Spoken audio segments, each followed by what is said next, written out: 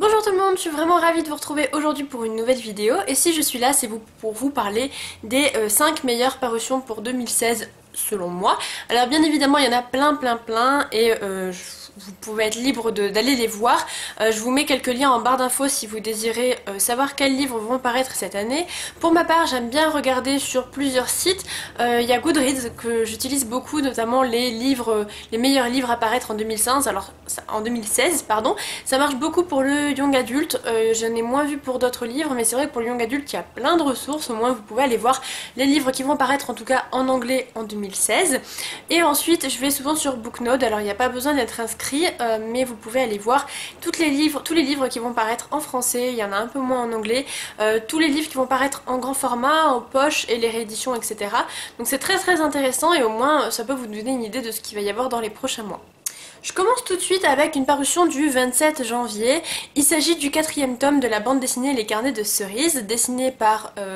alors je sais plus qui dessine et qui écrit, mais les deux personnes qui s'occupent de la bande dessinée sont Aurélie Néré et Joris Chamblin, si je me trompe pas. Et c'est publié aux éditions Soleil dans la collection Métamorphose. J'avais beaucoup aimé les 3 premiers tomes que j'avais découverts à la médiathèque et voilà, c'était une histoire que j'avais appréciée.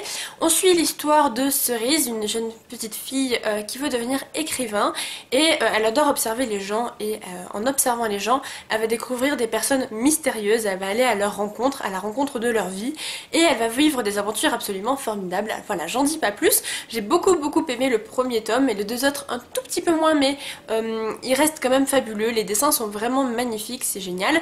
Le 4e tome s'appelle La déesse sans visage. Voilà, je vous mets également la couverture si vous voulez avoir une idée de quoi elle ressemble et j'ai vraiment hâte de pouvoir découvrir ce 4e opus. Ensuite, le 18 février sort un livre que j'ai trop envie de lire. Il s'agit de Nil, écrit par Lynn Matson et il va être publié en français donc le 18 février chez Pocket Jeunesse. Il est déjà disponible en VO si vous ne voulez pas attendre ou si vous préférez le lire en anglais. C'est l'histoire d'une jeune fille qui va se réveiller sur une île un peu particulière puisque on ne peut pas vraiment sortir de cette île. Il y a juste une porte par jour qui apparaît à des endroits aléatoires et une seule personne peut passer par cette porte, donc un seul habitant de l'île peut s'échapper une fois par jour.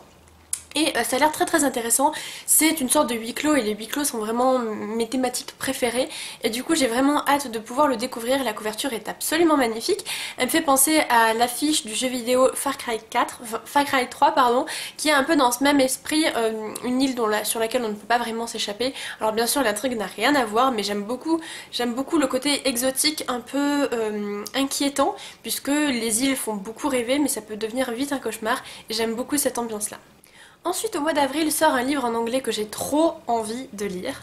Il paraît le 5 et vraiment ça va être un de mes achats les plus rapides une fois que ce sera sorti. Il s'agit de Flamecaster de Cynthia Williams-Chaima aux éditions Hyperion, je crois.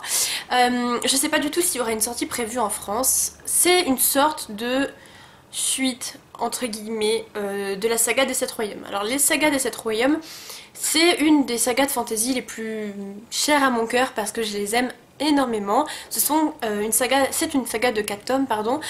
On va suivre Anna Lister qui est une sorte de petite frappe des rues, un peu un brigand etc. qui a pour meilleur ami quelqu'un qui vit dans les clans. Et lui va essayer de subvenir aux besoins de sa mère et de sa petite sœur qui habitent en ville. Et un jour tous les deux ils vont trouver une amulette qui appartient à Mika Bayard, un des magiciens de la cour.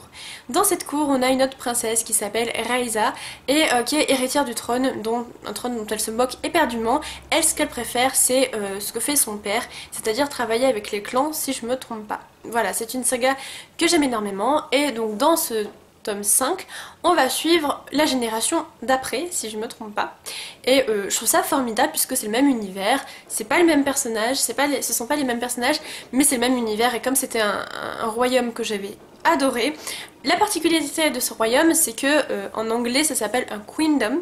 Queendom parce que c'est dirigé par des reines. Et je trouve ça trop dommage qu'il n'y ait pas de mot en français pour désigner des royaumes dirigés par des femmes. Parce que clairement un royaume c'est roi. Et du coup voilà, je voulais juste souligner cette particularité qui ne sert pas à grand chose de souligner dans cette vidéo, mais je voulais vous le dire. Enfin bref, ce premier tome ou ce 5e tome, tout dépend comment on le voit, sort le 5 avril. Ensuite, le 8 avril sort un livre dont je ne peux vous dire ni le titre ni la couverture malheureusement.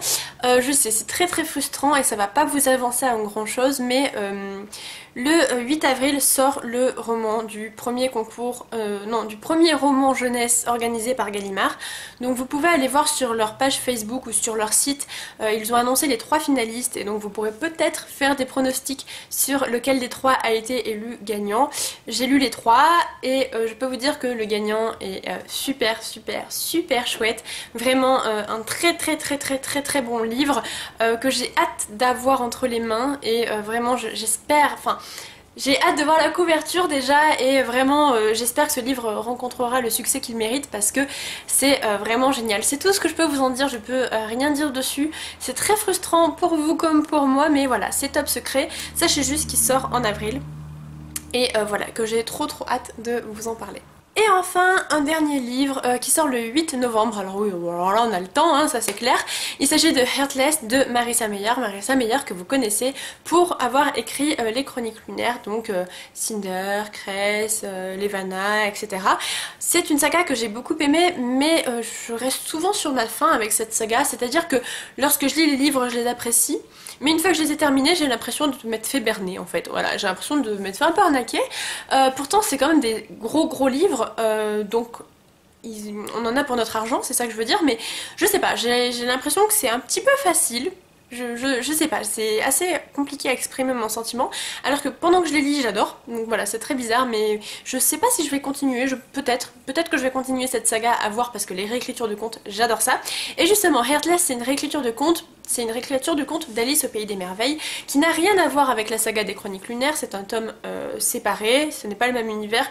Et dans Heartless, on va suivre la Reine de Cœur, donc la méchante de dans Alice au Pays des Merveilles, et vraiment je vais me lancer dessus, ça c'est clair et net. J'ai extrêmement hâte de lire parce que Alice au Pays des Merveilles, vous le savez maintenant, c'est mon histoire chouchoute, voilà. Du coup j'ai extrêmement hâte de voir ce que ça va donner. Il sort un peu tard, donc je sais pas si la sortie française correspondra avec la sortie anglaise. Je suis pas sûre parce que c'est pas le cas pour les Chroniques lunaires, donc on verra bien. En tout cas, s'il faut que je le prenne en VO, je le prendrai en VO parce que j'ai trop hâte de découvrir ces histoires. Et voilà pour ce top 5, j'espère qu'il vous aura plu. Alors c'est vraiment mes choix personnels parce qu'évidemment il y en a plein d'autres qui vont sortir en 2016, c'est sûr. Mais voilà, c'est ceux qui m'intéressaient le plus pour ma part, ça a été même un peu difficile de trouver. N'hésitez pas à me dire quel livre vous attendez le plus pour cette année, ça me donnera peut-être des idées. Et moi je vous souhaite de très bonnes lectures et je vous retrouve très vite dans une prochaine vidéo. Salut!